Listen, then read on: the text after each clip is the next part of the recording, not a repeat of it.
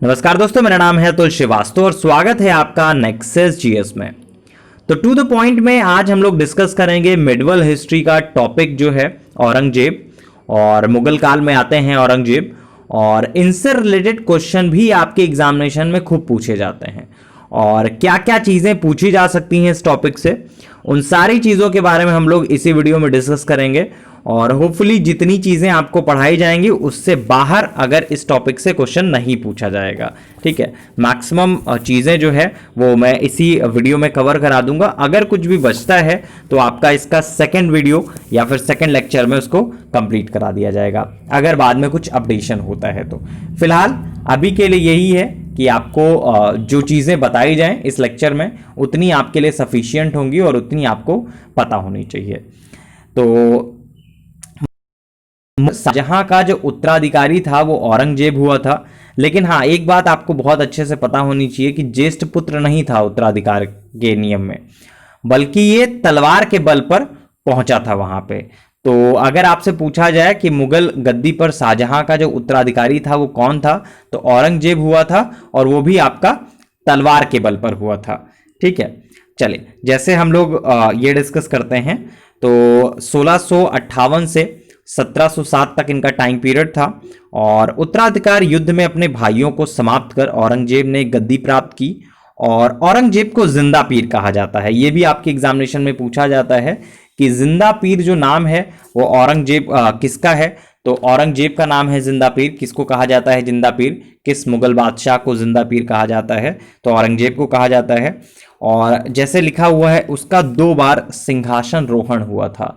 तो पूछा जाता है ऐसा कौन सा मुगल बादशाह रहा है जो जिसका 2 बार राज्याभिषेक हुआ है, तो मुगल बादशाह औरंगजेब रहे हैं जिनका राज्याभिषेक 2 बार हुआ है।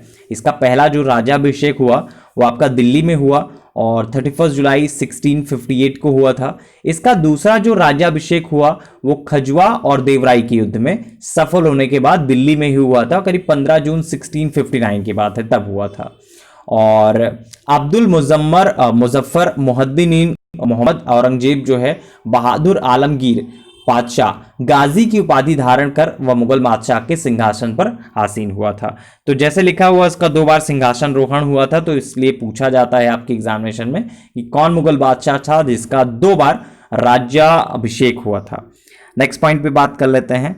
गुरु तेग बहादुर से रिलेटेड एक क्वेश्चन है इनके बारे में। तो औरंगजेब ने 1675 में सिखों के जो 9वें गुरु थे गुरु तेग बहादुर, इनकी हत्या दिल्ली में करवा दी थी।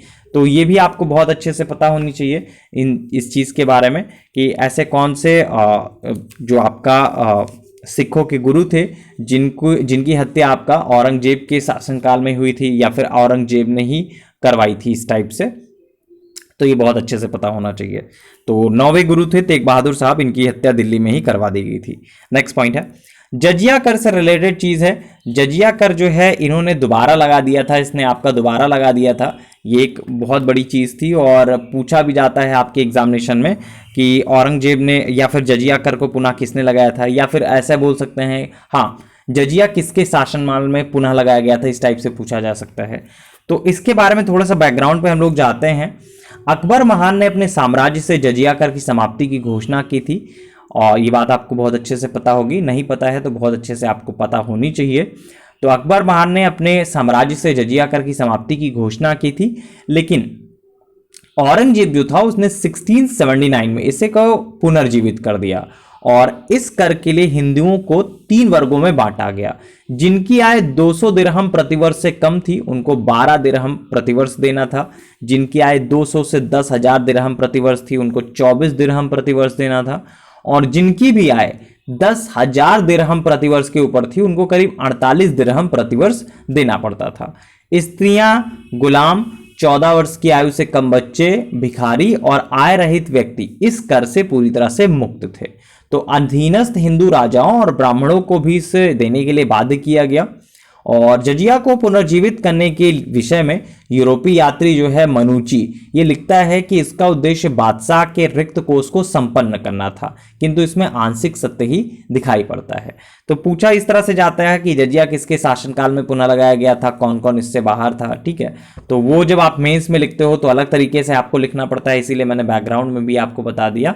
और प्रीलिम्स में आएगा तो सिंपल सा आएगा कि जजिया किसके शासनकाल में पुनः लगाया गया था। नेक्स्ट पॉइंट है 1686 में औरंगजेब ने बीजापुर को तथा 1687 में गोलकुंडा को विजित कर अपने साम्राज्य में मिला लिया।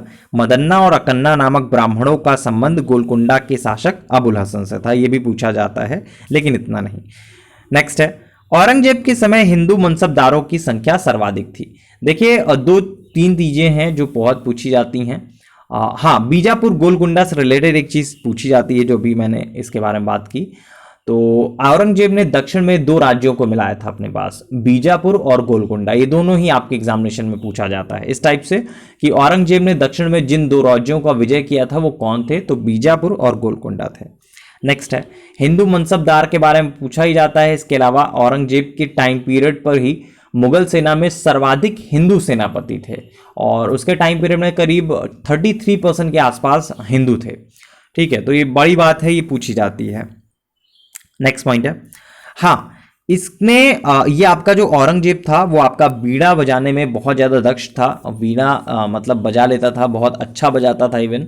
तो ये भी पूछा जाता है कि ऐसा कौन सा बोल सकते हैं कि ऐसा मुगल काल में ऐसा कौन था जो सबसे अच्छा वीणा वादक था, इस टाइप से। तो बहुत अच्छा वीणा वादक था जो आपका औरंगजेब था। नेक्स्ट पॉइंट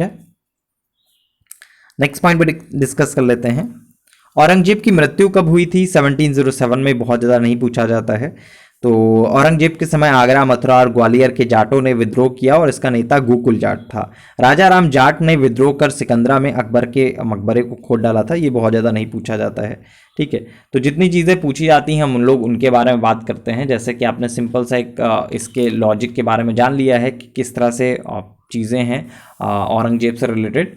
क्योंकि हम लोगों को कम टाइम में ज़्यादा गेन करना है तो हम लोग उन चीज़ों पर बात करते हैं जैसे क्वेश्चन आपके पूछे जा सकते हैं।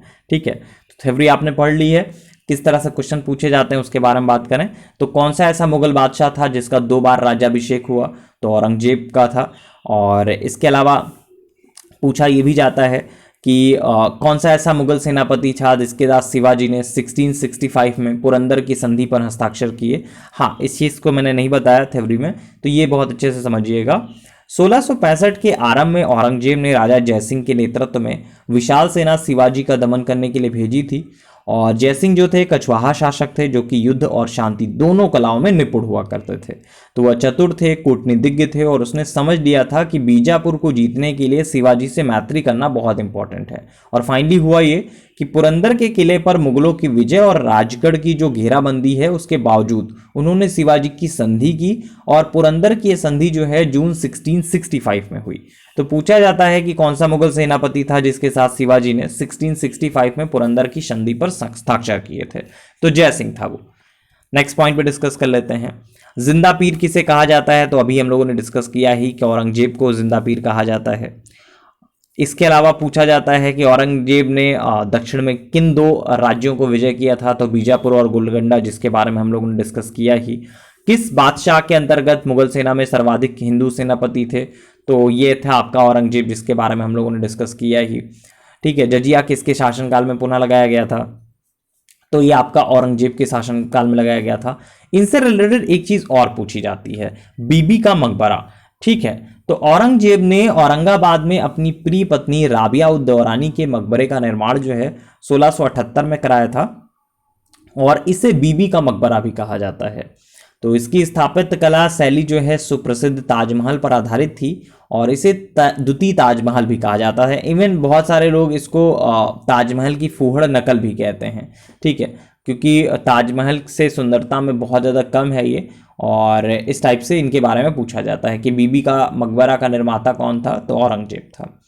नेक्स्ट है, मेहरुनिशा के बारे में बात करें तो ये औरंगजेब की पुत्री थी। मेहरुनिशा औरंगजेब की पुत्री थी और पूछा जाता है इनके बारे में भी कि मेहरुनिशा कौन थी या फिर औरंगजेब की पुत्री का नाम क्या है, इस टाइप से। नेक्स्ट है, साहिबात उज्जमानी के बारे में बात करें, इसके बारे में भी हम लोग डिस्कस कर चुके हैं। देखिए, औरंगजेब ने जहांआरा को साहिबात उज्जमानी की उपाधि प्रदान की थी, और जहांआरा जो है बेगम सम्राट शाहजहां और महारानी मुमताज महल की सबसे बड़ी बेटी थी। वो अपने पिता के उत्तराधिकारी और छठे मुगल सम्राट औरंगजेब की बड़ी बहन थी। तो औरंगजेब की बड़ी बहन थी ये, और इसके बारे में क्वेश्चन इस तरह से पूछा जाता है। नेक्स्ट है, इनके बारे में एक चीज़ और पूछी जाती है कि दिल्ली के जो लाल किले में मोती मस्जिद का निर्माण है वो किसने कराया था? तो औरंगजेब ने ही कराया था।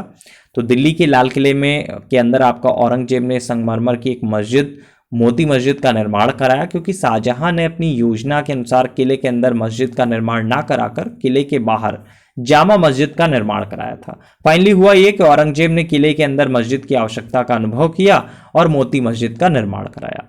तो ये था आपका औरंगजेब से रिलेटेड जितने भी क्वेश्चन बन सकते थे आपके एग्जामिनेशन में, उन सब चीज़ों पे हम लोगों ने डिस्कस किया। ऑलमोस्ट 10 मिनट का वीडियो है, 2 से 3 बार आप इस वीडियो को देखते हैं तो बहुत आसानी से औरंगजेब नाम का जो चैप्टर है बहुत ईजिली आपका तैयार हो जाएगा, और इससे जितने भी क्वेश्चन बन सकते हैं वो आपके लिए कंप्लीट हो जाएंगे।